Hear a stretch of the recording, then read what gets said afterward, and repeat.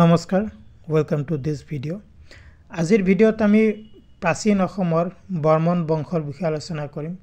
প্ৰাচীন অসমৰ ইতিহাসৰ বৰ্মন বংশ আৰু বৰ্মন বংশ হ'ল প্ৰাচীন অসম মানে অসমৰ প্ৰথমটো ঐতিহাসিক ৰাজবংশ। প্ৰাচীন কালৰ অসমৰ প্ৰথমটো ঐতিহাসিক ৰাজবংশ আৰু তাৰ আগৰ মানে অসমৰ কথা মানে তেনেকৈ বুৰঞ্জীত লিপিবদ্ধ হোৱা নাই আৰু সেইখিনি সময় বৰ্মন বংশৰ আগৰ সময়খিনিক আমি পৌৰাণিক সময় বুলি কওঁ। আৰু পৌৰাণিক অসমৰ মই ভিডিঅ' বনাই থৈছোঁ, তাৰ লিংক মই ওপৰত দি দিম আই বাটনত।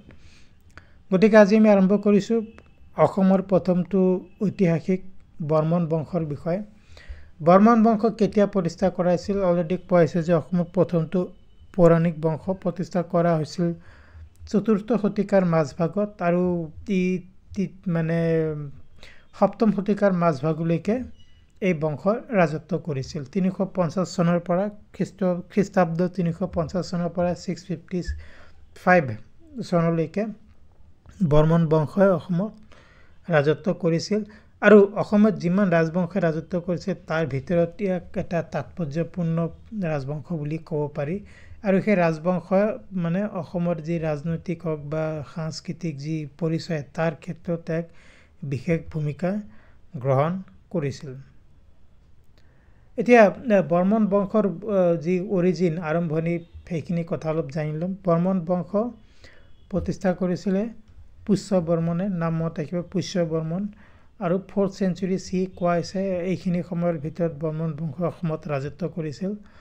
আৰু অসমৰ প্ৰথমগৰাকী ঐতিহাসিক ৰজা বুলি কোৱা হয়, কাৰণ বৰ্মন বংশৰ এইখিনি কথা ইতিহাসত লিপিবদ্ধ আছে।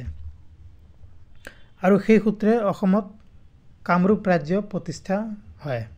কামৰূপ ৰাজ্য, বৰ্মন বংশৰ কামৰূপ ৰাজ্য আৰু অসমৰ প্ৰাচীন নাম কামৰূপ আছিল। ইয়াৰো এটা ভিডিঅ' বনোৱা হৈছে অসমৰ প্ৰাচীন নাম কি, তাৰ লিংক পাইলে মই দি দিম। গতিকে পুষ্য বৰ্মনে প্ৰতিষ্ঠা কৰিছিলে বৰ্মন বংশ।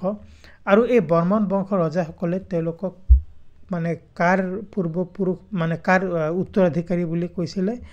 নৰকাসুৰ। নৰকাসুৰ যি মিথলজিকেল বা যি পৌৰাণিক ৰজা নৰকাসুৰ, সেই নৰকাসুৰৰ উত্তৰাধিকাৰী বুলি নিজকে তেওঁলোকে পৰিচয় দিছিলে।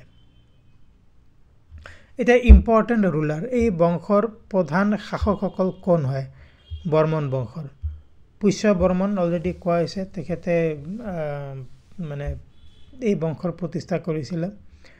সমুদ্ৰ বৰ্মন এগৰাকী শক্তিশালী ৰজা আছিলে আৰু তেখেত মানে এই কামৰূপ ৰাজ্যক এক্সপাণ্ড কৰিছিলে, বিস্তাৰ কৰিছিলে আৰু কামৰূপ ৰাজ্যৰ যি মানে ক্ষমতা সেই ক্ষমতা একত্ৰিত কৰিবলৈ সক্ষম হৈছিলে। আৰু বৰ্মন বংশৰ যিগৰাকী আটাইতকৈ বিশিষ্ট ৰজা ভাস্কৰ বৰ্মন। ভাস্কৰ বৰ্মন হ'ল আটাইতকৈ মানে ফেমাছ বিশিষ্ট ৰজা বুলি কোৱা হয়। বৰ্মন বংশৰ প্ৰায় 50 বছৰ তেখেতে ৰাজত্ব কৰিছিলে। আৰু তেখেত যি হৰ্ষবৰ্ধন, উত্তৰ ভাৰতৰ যি ৰজা হৰ্ষবৰ্ধন আছিল, তেখেতৰ সমসাময়িক বুলিও কোৱা হয় ৰজা ভাস্কৰ বৰ্মনক।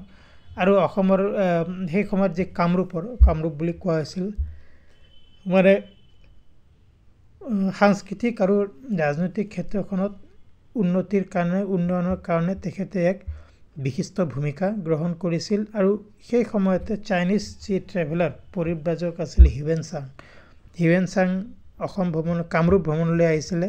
আৰু সেই সময়ত তেখেতে এই অঞ্চল কিমান মানে অঞ্চলৰ মানে কেনেধৰণৰ অঞ্চল আছিল, কি ধৰণে এই অঞ্চল মানে আগুৱাই আছিল, সেইখিনি কথা আৰু এই অঞ্চলক কি ধৰণে শাসন কৰাইছিল সেইবিলাক কথা এই চাইনিজ ট্ৰেভেলাৰ হিউৱেন চাঙে মানে বৰ্ণনা কৰি থৈ গৈছে। আৰু তেখেত ৰজা ভাস্কৰ বৰ্মনৰ মানে কোৰ্টলৈকেও আহিছিল, দৰবাৰলৈকেও আহিছিল।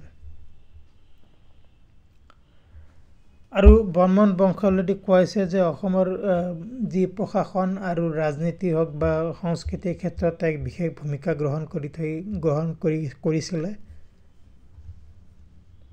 তেখেতসকলৰ ৰাজধানী আছিলে প্ৰাগজ্যোতিষপুৰ, আজিৰ দিনৰ গুৱাহাটীৰ ওচৰত প্ৰাগজ্যোতিষপুৰ বুলি কোৱা হৈছিলে। আৰু তেওঁলোক হিন্দু ধৰ্মাৱলম্বী আছিলে। আৰু বিশেষকৈ হিন্দু ধৰ্মৰ যি মানে শৈৱ পন্থা আৰু বৈষ্ণৱ পন্থা প্ৰচাৰত তেওঁলোকে বিশেষ গুৰুত্ব দিছিলে।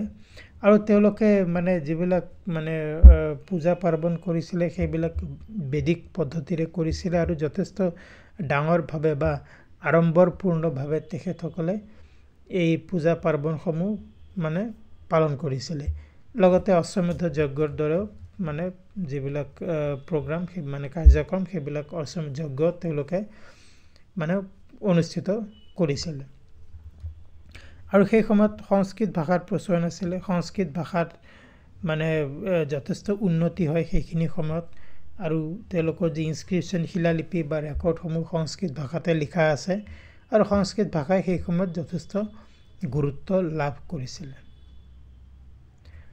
কিন্তু বৰ্মন বংশৰ পতন ঘটে মেইনলি যে ৰজা ভাস্কৰ বৰ্মনৰ পৰৱৰ্তী ৰজা মানে বেছি দিন ৰাজত্ব কৰিব নোৱাৰিলে আৰু সেই সূত্ৰে বৰ্মন বংশৰ পতন হোৱাৰ পিছত কি হয় শলাস্তম্ভ নামৰ ব্যক্তি এগৰাকীয়ে ম্লেচ্ছ ডাইনেষ্টি প্ৰতিষ্ঠা কৰে ওকে ম্লেচ্ছ বংশৰ বিষয়ে আমি বেলেগকৈ আলোচনা কৰিম কেতিয়াবা গতিকে 655 যি খ্ৰীষ্টাব্দত সেইখিনি সময়ত বৰ্মন বংশৰ পতন হৈ শলাস্তম্ভ বংশ প্ৰতিষ্ঠা কৰা হয় যদিও বৰ্মন বংশৰ পতন হয় কিন্তু বৰ্মন বংশৰ মানে যি অসমৰ বা প্ৰাচীন কামৰূপৰ যি সাংস্কৃতিক আৰু ৰাজনৈতিক ক্ষেত্ৰখনত যি অৱদান আগবঢ়াই গৈছিলে তাক আজিও মানে স্মৰণ কৰা হয় বা আজিও তাক যথেষ্ট প্ৰাধান্য দিয়া হয় অকল অসম নহয় সমগ্ৰ পূব ভাৰতৰ মানে প্ৰেক্ষাপটত এই বৰ্মন বংশৰ যথেষ্ট গুৰুত্ব আছে সো ফ্ৰেন্ডছ এইখিনি আছিল আজি আমাৰ আলোচনা কৰিবলগীয়া কথা বৰ্মন বংশৰ বিষয়ে আলোচনা কৰিলোঁ